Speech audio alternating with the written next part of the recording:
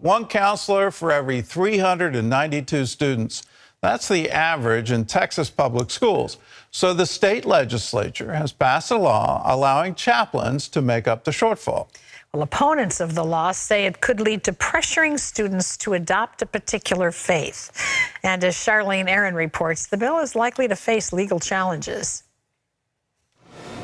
Under this legislation, chaplains would have the ability to act as a mental health resource, help with suicide prevention, and provide behavioral services for students in public schools across Texas.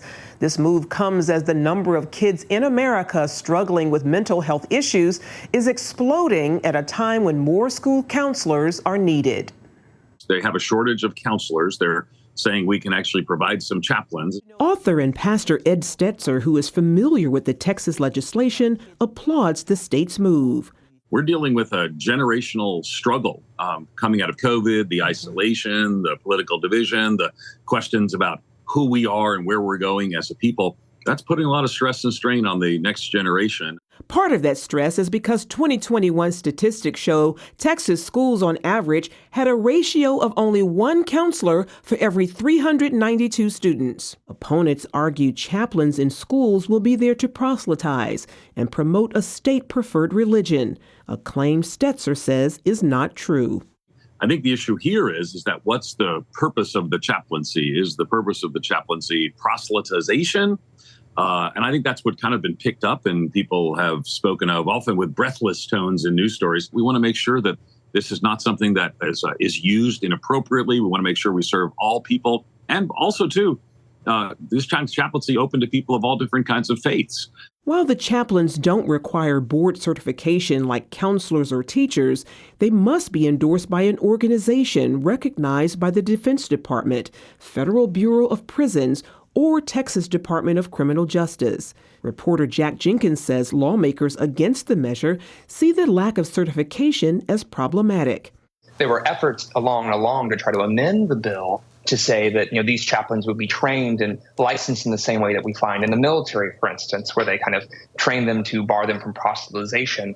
And those efforts were ultimately defeated throughout the course of this bill, which now allows for school districts to hire unlicensed chaplains to these positions. When asked how to prevent unlicensed chaplains from inadvertently harming students in crisis, Stetzer highlighted the importance of working with other trained professionals. I think thoughtful school districts need to work with inside that ecosystem with other counselors and other professionals to say, how can chaplains serve well, be part of this, serve ethically? Meanwhile, Jenkins has learned the bill is likely to face legal challenges. The ACLU of Texas has told me when I was reporting on this that they are mulling a legal challenge, and they said they were in conversation with other groups as well. So I would be surprised if it's not the ACLU of Texas, if at least one other legal group does file a challenge against this bill fairly quickly. It could be on a myriad of grounds that might include First Amendment issues. Still, Stetzer is optimistic the measure will pass. Recent Supreme Court cases are allowing this to happen and will probably stand up to scrutiny if done well in a way that doesn't favor one religion or the other. Charlene Aaron, CBN News. Well, I hope this goes through, and I hope it survives what will certainly be a challenge against it. Why do I hope that? Because our children today need it. You look at the rate of mental illness that is happening in our high schools, our junior high schools, and even in our grade schools, where whether you call it the pandemic or the current political divide in America. I was recently speaking to a group of college students, and I asked them, does anybody here have hope for the future? I was expecting a couple of hands to get raised. I certainly wasn't expecting no one to raise their hand. There's a hopelessness that has hit this generation. They need help. They need to know, yes, there is a hope, there is a future for them. And chaplains are ideal for getting that message across. I wouldn't worry about conversion. Only God Almighty has the ability to convert people. That was the experience in my life. I was raised in church.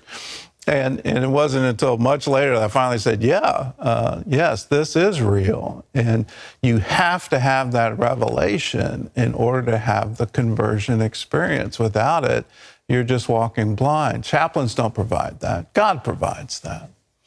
And should chaplains get trained? Absolutely. I would encourage all pastors everywhere, please get trained on trauma counseling. Please get trained in what is necessary for the generation coming up. You need suicide training, you need trauma training, you need to know the techniques, the latest that's coming out of all the studies of what to do, how to deal with people in their current need. It's wonderful to have that training. So please get it. And if that can be a qualification, I think it solves all the legal issues.